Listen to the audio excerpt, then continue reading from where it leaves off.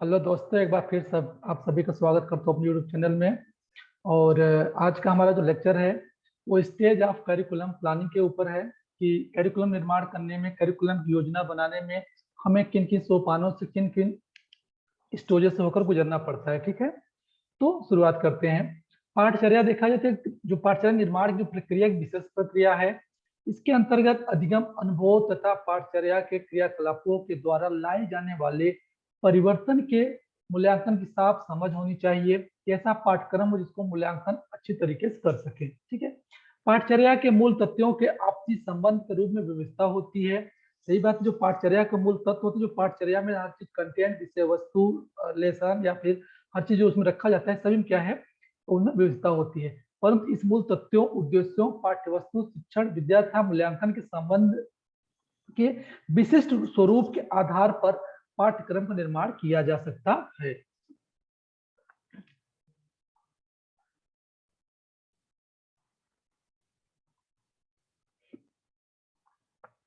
जो stage of curriculum planning है, ये स्टेज जो है कि करिकुलम, जो सोपान हम बता रहे थे आपको, कितने सोपान होते हैं इसमें देखते हैं। हमारे पास 1, 2, 3, 4 और 5, हमारे पास 5 सोपान है। ठीक है, जो बहुत वेरी वेरी इंपॉर्टेंट है हमारे पास है। देखते हैं कौन कौन से सोपान हमारे पास है। तो देखिए, पहला सोपान हमारा क्या है, शैक्षिक आवश्यकताओं की पहचान। पहले तो हमें उन बच्चों के लिए देखना, जो बच्चों को, जैसे अकॉर्डिंग टू सपोज हम यहाँ बात करते हैं क्लास 1 to 5 की क्लास की बात करते हैं। ठीक है, 1 to 5 के जो शैक्षिक अवस्था, उनको कौन कौन से शिक्षा उनको चाहिए, कैसे कैसे उनको आवश्यकता है, हम वो ध्यान रखना चाहिए। और यही साथ साथ अगर वो डिफरेंट बच्चे हैं, वो HI है, BI है, MR किसी बच्चे हैं, तो उनको अगर क्लास के अनुसार हम चल रहे हैं तो क्लास के अनुसार में उनको ध्यान रखना पड़ता है कि वो किस क्लास में क्या उनको सीखने की योग्यता, उसके सबको पहचान करनी चाहिए। और साथ साथ दूसरा हमारा है शैक्षिक उद्देश्यों का निर्धारण, शिक्षा के उद्देश्यों का वर्गीकरण। जो हम शैक्षिक उद्देश्य बनाते हैं, फिक्स करते हैं, यहाँ हमारे यहाँ लेसन पढ़ने पर व्यक्ति को यह विकास होगा, यह हम कुछ टारगेट उद्देश्य बनाते हैं। ठीक है, जैसे कोई बच्चा घर जब स्कूल जाता है तो कुछ उद्देश्य होता है, ऑब्जेक्टिव होता है कि आज हम जाएंगे, ये लेसन हम पढ़ के आएंगे, इतना वर्क करके आएंगे। ठीक, देन विषय वस्तु का चयन एवं संगठन, विषय वस्तु के चयन हेतु मापदंड, कि विषय वस्तु जो चयन होता है, और साथ साथ जो हमारा विषय वस्तु के तो कौन कौन से मापदंड, कौन कौन से हम उसमें मापदंड के हिसाब से वस्तु को उसमें रख सकते हैं विषय वस्तु में। ठीक है, देन अधिगम अनुभव का चयन और संगठन। अगर हम पाठ्यक्रम प्लानिंग कर रहे हैं तो ध्यान रखिए कि जो अधिगम अनुभव का चयन और संगठन की, जो अनुभवी व्यक्ति उन्हीं को हम शामिल कर, जिसको बता सकें कि हम किस तरह से जो पाठ्यक्रम वो अनुभव युक्त होना चाहिए और अधिगम अच्छे से कर सकें। देन हमारा लास्ट आता है मूल्यांकन। ऐसा पाठ्यक्रम हो जिसको हम मेजरमेंट कर सकें। कैसा पाठ्यक्रम हमारे पास हो, अगर हम चारों बनाते हैं, लास्ट हमारा क्या है, मूल्यांकन। जो मूल्यांकन बहुत महत्वपूर्ण, मैंने लिख दिया। ठीक है, महत्वपूर्ण, इसका तात्पर्य यही है कि मूल्यांकन हो सके। आप ऐसी चीज ना बनाओ जिसका हम मापन न कर, जिसका हम मेजरमेंट न कर, जिसका हम असेसमेंट न कर, उसका कोई मतलब नहीं होता पाठ्यक्रम का। पाठ्यक्रम क्या हो, मूल्यांकन हो सके। तो ये यहाँ पर है 5 प्रकार के आपके स्टेजेस ऑफ करिकुलम प्लानिंग है। और इसके बारे में एक एक करके हम पढ़ते हैं।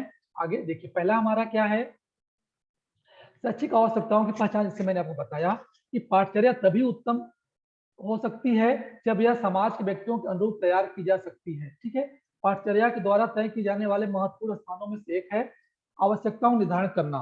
ठीक है, अगर हमें आवश्यकताओं का निर्धारण करना है तो हमें ध्यान रखना चाहिए, ये 2 प्रकार का होता है कि हम कैसा आवश्यकता जानेंगे, बच्चों के सर्वे के द्वारा या उपलब्ध आंकड़ों के विश्लेषण के द्वारा ही हम जान पाएंगे कि बच्चों में कौन सी शैक्षिक आवश्यकता की जरूरी है। ठीक है, इसलिए हमें शैक्षिक आवश्यकताओं को जानना जरूरी होता है अगर हम पाठचर्या का निर्माण कर रहे हैं तो। ठीक है, और हम इसके साथ नेक्स्ट देखते हैं, हमारा दूसरा क्या है कि शैक्षिक उद्देश्यों का निर्धारण एवं वर्गीकरण है। ठीक है, तो हमारा पहला, इसमें कुछ अलग अलग मापदंड है, कुछ कुछ स्टेप्स हैं, हम उस स्टेप्स को देखते हैं। पहला हमारा है परिस्थिति विश्लेषण, आंतरिक तथा बाह्य घटकों की पहचान। जो पाठ्यक्रम में हम शामिल करते हैं कि एनालिसिस जो होता है सिचुएशन के इंटरनल एंड बाह्य घटकों को पहचान कर सके। ठीक है, देन शिक्षा दार्शनिक, सामाजिक, आर्थिक तथा राजनीतिक आधार होना चाहिए। पाठ्यक्रम हमारा ऐसा हो जिस पाठ्यक्रम में अगर शिक्षा, दर्शन, सोशल, समाज, आर्थिक अगर न हो तो पाठ्यक्रम या वह शैक्षिक अवधारणा उद्देश्य किस काम का। अगर आप उद्देश्य बना रहे हो बच्चों के लिए यहाँ उद्देश्य होना चाहिए, उसके लिए फर्स्ट ऑफ ऑल होना चाहिए उस बच्चे में सामाजिक विकास हो सके, आर्थिक विकास हो सके, राजनीतिक विकास हो सके, एंड राजनीतिक विकास हो, that is the base of the educational objective होता है। ठीक है, नेक्स्ट, छात्रों के विकास की अवस्थाओं की आवश्यकता, मतलब जो छात्राओं की बच्चा है, सपोज यहाँ पर मैं एक चाइल्ड डेवलपमेंट का बता सकता हूँ कि अगर बच्चा क्लास 6 से 8 में गया है, फिर 1 से और यहाँ पर 5वीं में गया है, अगर 1 से 5वीं में है तो मान लेते हैं बच्चा हमारा कितने वर्ष का होगा कि 5 से 10 साल का जो रहता है वो कहाँ जाएगा, 1 से 5वीं में पढ़ता है। अब 10 साल जब हो जाता है तो 6-7 तक, मतलब 13 साल में वो 8वीं तक शिक्षा ग्रहण करता है। तो as a divided of the as था, सिर्फ अवस्थाओं को हमने किया था कि छात्रों को विकास की, जैसे उनकी अवस्था हो तो उनका विकास होता है। इस चीज को हमें ध्यान में रखकर ही शैक्षिक उद्देश्य का निर्धारण करना चाहिए।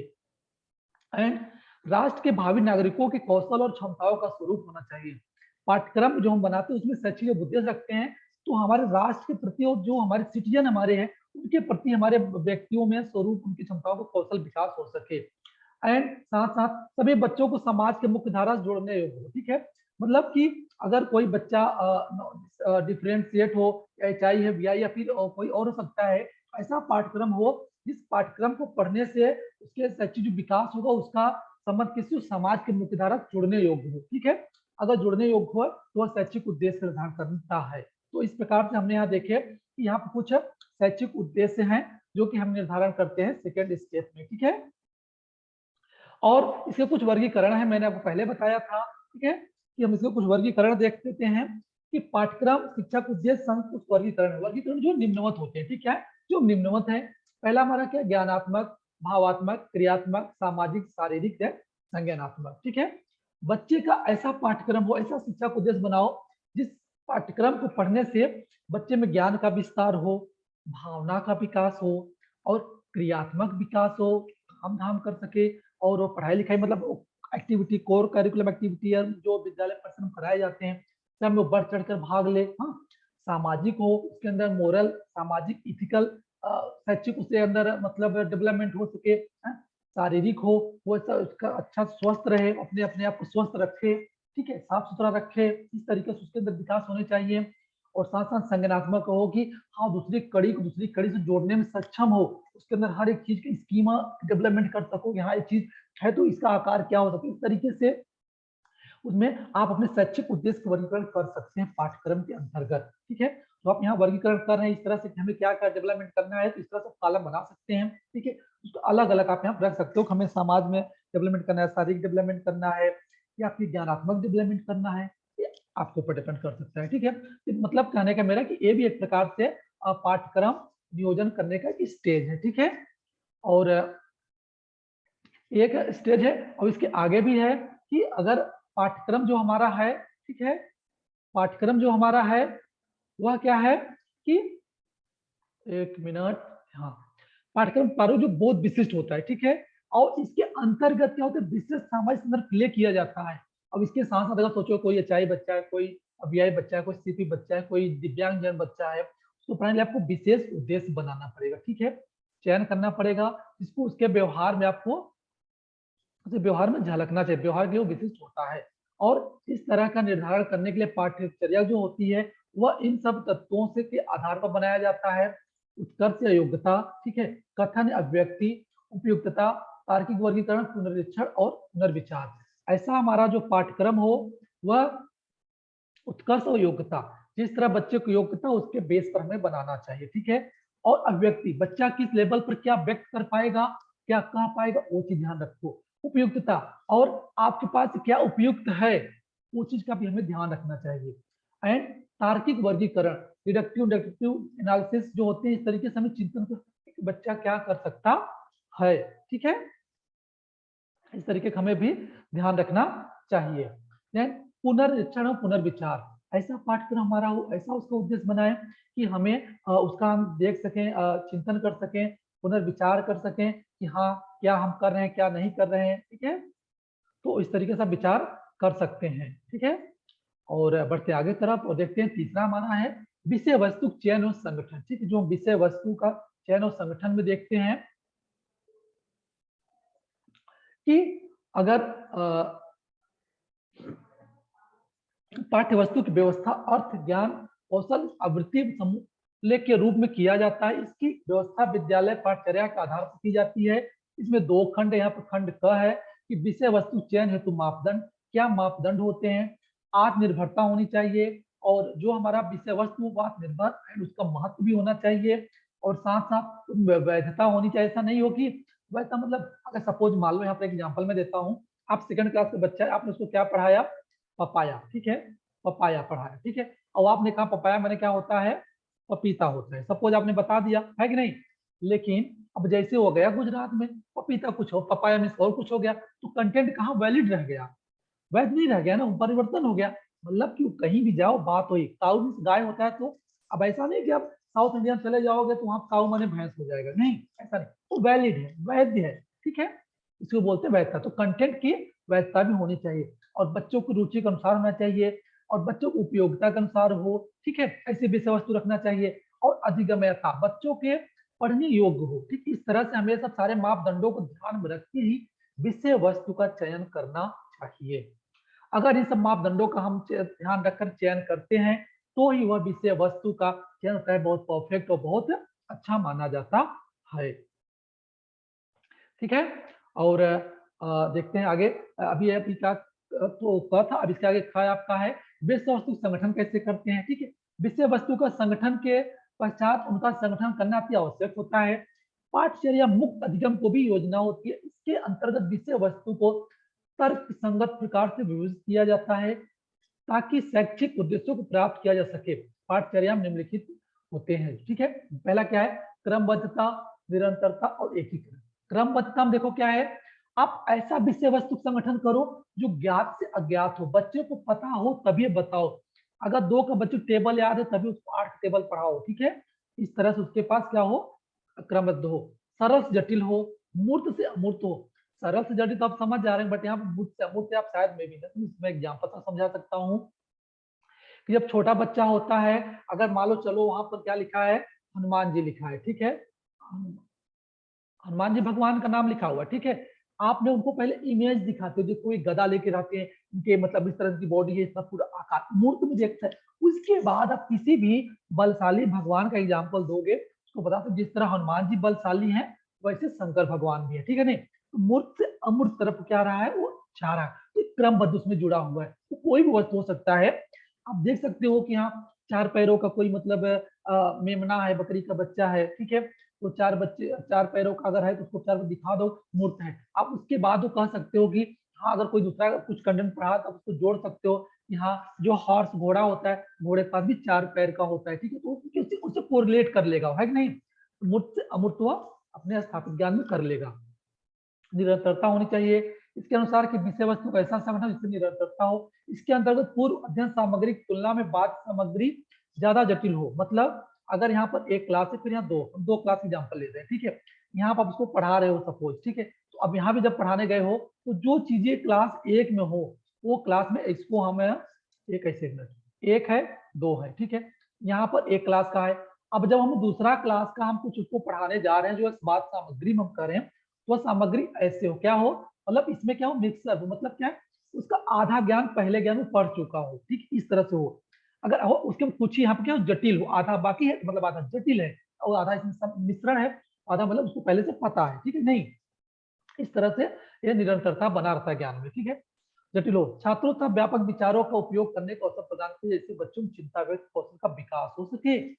अर्थात कहने का जो इधर का स्पेस है, ठीक है, जो कहने का यहाँ पर मेरा तात्पर्य है, जो अभी मैंने बताया आपको, यहाँ पर देखिए, ये जो मैंने 2 क्लास का ये आपने एग्जाम्पल लिया, ये तो पूरा पहले से है।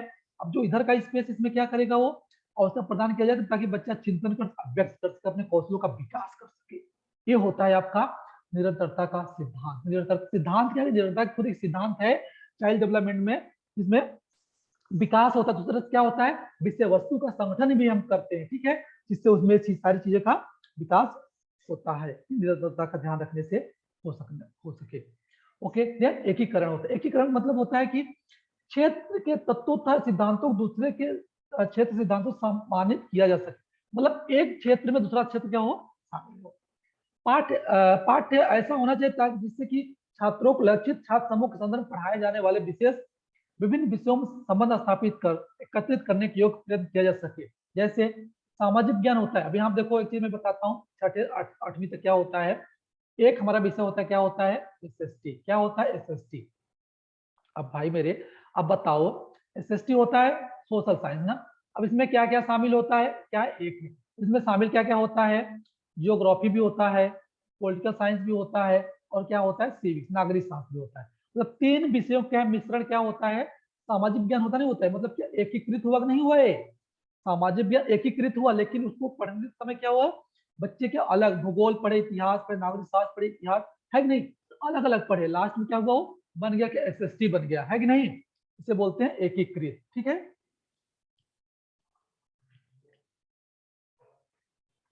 अधिगम अनुभव का चयन का संगठन चौथा है, जो कि इस तरह से है, इसमें किसी निम्न प्रकार समझा जा सकता है।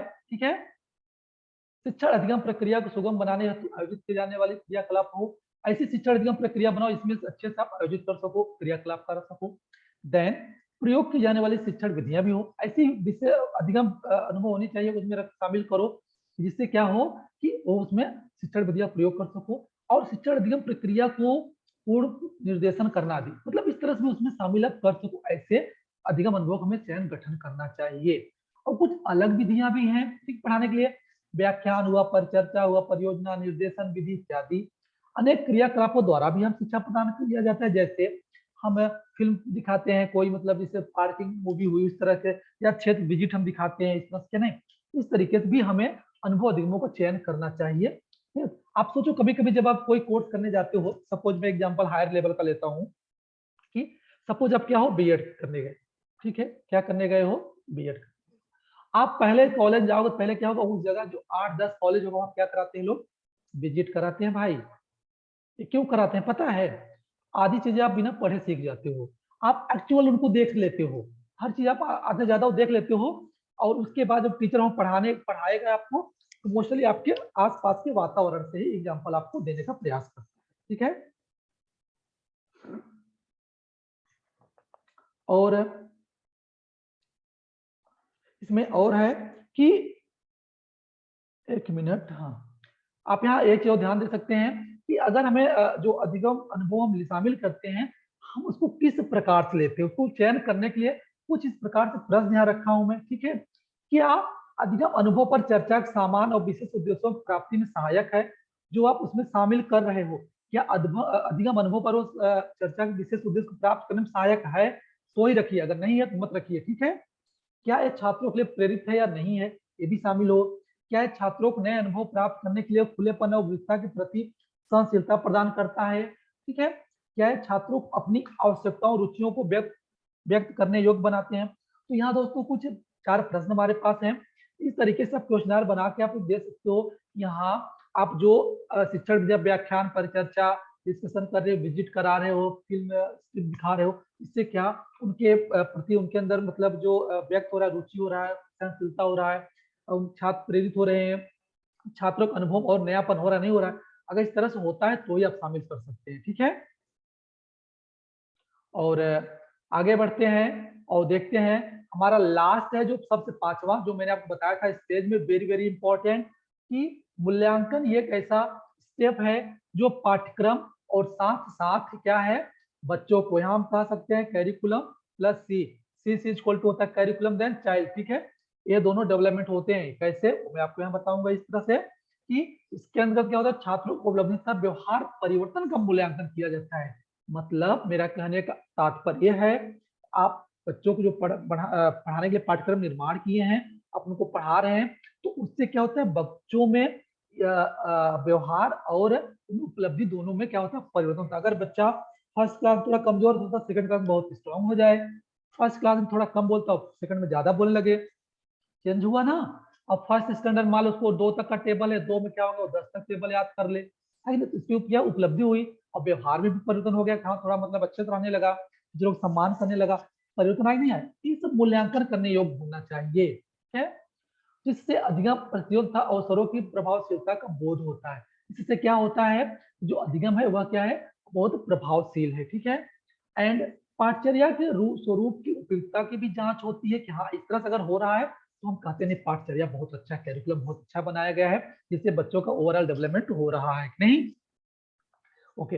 विद्यालय के वातावरण की प्रभावशीलता का बोध होता है, जैसे मैंने बताया कि विद्यालय में किस तरह से पढ़ाया जाए, वो पूरा संस्कार जाता है बच्चों में, व्यवहार में परिवर्तन परिवर्तन होता है, और उसके अचीवमेंट में, उपलब्धि में भी बदलाव आता है। ठीक है, इसलिए तो अगर आपका बच्चा दूसरे स्कूल में पढ़ रहा है, कमजोर है, आप दूसरे विद्यालय में डाल देते, तो बोलते हैं भैया हमारे विद्यालय में रिमेडियल टीचिंग की व्यवस्था है, जो कमजोर छात्र हैं उनको भी हम अलग से पढ़ाते हैं। ठीक है, इस तरीके से, है कि नहीं, क्यों करते हो, ताकि वहां विद्यालय का वातावरण को सब करते हो, एंड इससे अधिक सुधार के लिए दिशा भी मिलती है, और इससे बच्चों में और पाठ्यक्रम दोनों में क्या इंप्रूवमेंट किया जाना चाहिए, क्या सुधार करना चाहिए, क्या कमी है क्या नहीं, दोनों को भी हमें दिशा मिलती है।